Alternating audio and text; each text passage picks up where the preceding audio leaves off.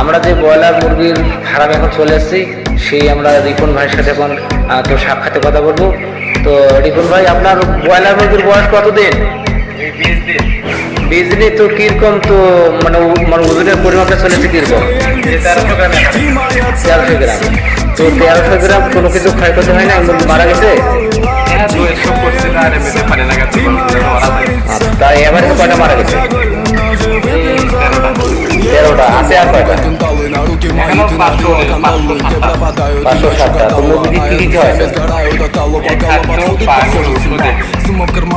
তাহলে মুরগি আর কতদিন রাখবেন? এক সপ্তাহ হলে আর কতদিন হবে মোটে?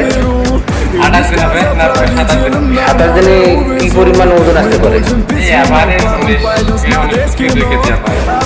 এভারেজ 2 কেজি প্লাস বা 2 কেজি।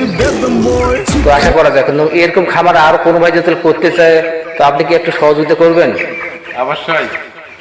ও, আপনাকে তো অসংখ্য ধন্যবাদ আমাদের সাথে থাকার জন্য। দর্শক, ধন্যবাদ সকলকে আমাদের সাথে থাকার জন্য।